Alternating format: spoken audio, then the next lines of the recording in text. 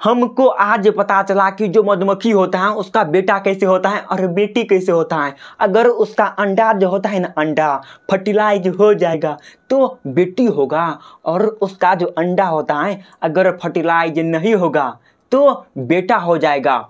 और जो चिड़िया होता है ना, बर्ड सब, उसका माता डिसाइड करता है, मदर डिसाइड करता है कि बेटा होगा या बेटी होगा। लेकिन ह्यूमन में क्या होता है, पुरुष डिसाइड करता है, यानी मेल डिसाइड करता है कि बेटा होगा या बेटी होगा। वो सब इंटरेस्टिंग था। ये भी जो है ना बहुत ही मज़ेदार रहा है। एकदम आप जो है ना एक हाथ में रख दीजिए और एकदम दिल थाम के बैठिए, बहुत ही मजा देंगे। तो सबसे पहली बात है मेंडल्स लॉ। इसका 3 लॉ था, वो बहुत ही इम्पोर्टेंट था। देखिए क्या कहता है, मान के चलिए सिंपल आप दुकान गए और 1 केजी लड्डू लिए, लड्डू मिठाई लिए, सीधा मिठाई लिए, और 1 केजी नीम लिए, नीम। अगर उसको खाएंगे ना, तो अगर उसको देखेंगे ना दूर से, तो जो मिठाई होगा ना, मिठाई दूर से ही पता चल जाएगा यार मिठाई उसके पास है, उसके पास मिठाई है। यानी जो मेंडल साहब था वो एक लॉ दिया था, लॉ ऑफ डोमिनेंस। ये कहता है कि अगर येलो है, येलो क्या बोले, अगर येलो मटर है और प्लस में ग्रीन क्या बोले, ग्रीन मटर है, तो हमको येलो मटर दिखाई देगा दूर से, समझे ना। ये कहता है कि अगर हम दूर से देखेंगे, दूर से, तो येलो दिखाई देगा, न कि ग्रीन दिखाई देगा, समझ गए। और दूसरा लॉ यह कहता है कि लॉ ऑफ सिग्रीगेशन कुछ भी होता है, मतलब समझना चाहिए, बस समझ में आना चाहिए। लॉ ऑफ सिग्रीगेशन इसका मतलब क्या होता है, ये जो होता है ना, मान के चलिए कोई भी जो बच्चा होता है वह कैसे सिमिलर हो जाता है अपने माता पिता के। सिमिलर तो नहीं होता है, लेकिन कुछ गुण आ जाता है उसके अंदर में, कैसे, तो जितने भी जो डीएनए होता है ना, या एलील होता है ना, एलील या जीन भी कर सकते हैं उसको, या तो जीन भी कर सकते हैं। वो जो होता है ना अपने पेरेंट से, यानी अपने माता पिता से, हर कोई व्यक्ति जो है ना अपने माता पिता से एक जीन लेता है, यानी कुछ ना कुछ ओनली एक जो होता है ना, ओनली एक ही जीन लेता है, उसको ही लॉ ऑफ सिग्रीगेशन कहते हैं। यानी मिक्स, मान के चलिए बहुत ही बच्चा नहीं, बहुत ही एलील है माता पिता के पास, हमारे पास क्या है, बहुत ही एलील है, बहुत ही एलील है। लेकिन हमारा जो बच्चा होगा, हमारा जो शरीर है, इसमें से ओनली एक जो होगा ना एलील उसके अंदर में चला जाएगा। वही तो होता है, ये तो कनी अपने माता पिता जैसे लगे छे, मतलब कुछ ना कुछ एलील, ओनली एक एलील उसके बच्चे के अंदर चला जाता है, उसको ही लॉ ऑफ सिग्रीगेशन कहते हैं। उसके बाद लॉ ऑफ इंडिपेंडेंट, क्या बोले, लॉ ऑफ इंडिपेंडेंट एसोर्टमेंट। इसका मतलब क्या होता है, ये बहुत ही मज़ेदार है। ये जो होता है ना, मान के चलिए सिंपल, मेरे पास क्या है, मेरे पास अब यार लॉ ऑफ इंडिपेंडेंट एसोर्टमेंट, याद आ गया, भूल गए थे। तो देखो अगर काला बैल और सफ़ेद बैल है, उसका जो बच्चा होगा ना सफ़ेद होगा और काला होगा, यानी क्या, धब्बा जैसे होगा उसका बेटा नहीं, उसका जो बच्चा होगा। यही कहता है लॉ ऑफ इंडिपेंडेंट। यानी कोई भी अगर ब्लैक बैल है और वाइट बैल है, उसका जो बच्चा जो होगा वह कैसे होगा, वह मतलब सफ़ेद भी होगा और ब्लैक भी होगा, यानी का धब्बा जैसे दिखेगा। यही कहता है लॉ ऑफ इंडिपेंडेंट।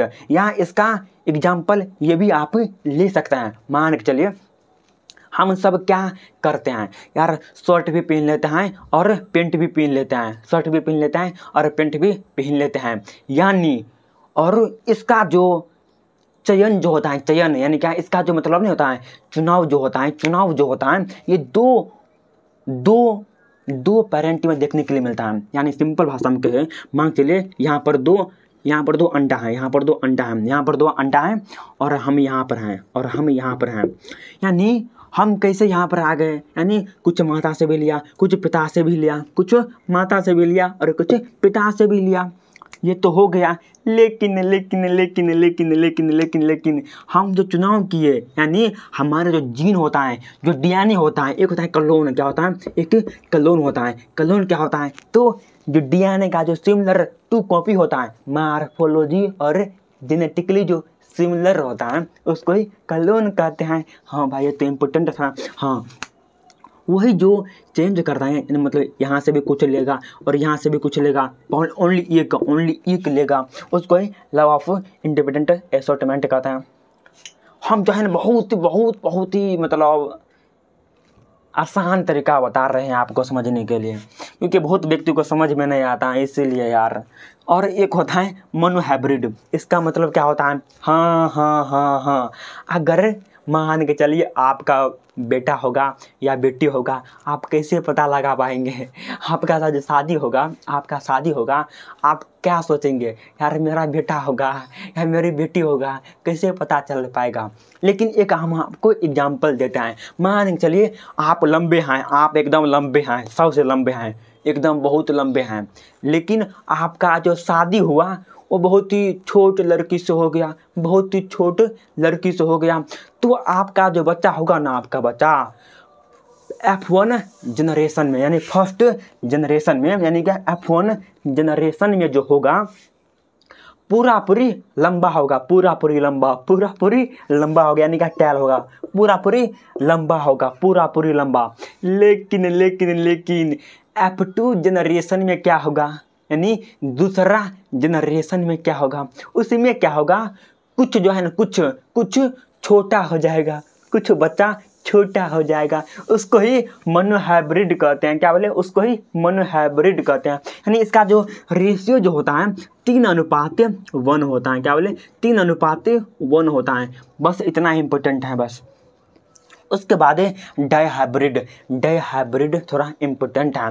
ये जो होता है इसका सबसे पहली बात है, रेशियो जो होता है 9:3 होता है। इसका जो रेशियो होता है 9:3 मतलब 1 होता है। लेकिन इसमें क्या होता है? मान के चलिए मेरे पास R Y है, और स्मॉल r और स्मॉल y है। जो इसका क्रॉस प्रोडक्ट सब होता है ना, बहुत ही लंबा है, मतलब इसको ऐसे मिलाएंगे, इसको ऐसे मिलाएंगे, इसको ऐसे मिलाएंगे, इसको ऐसे मिलाएंगे, तो लास्ट में जो देखने के लिए मिलेगा।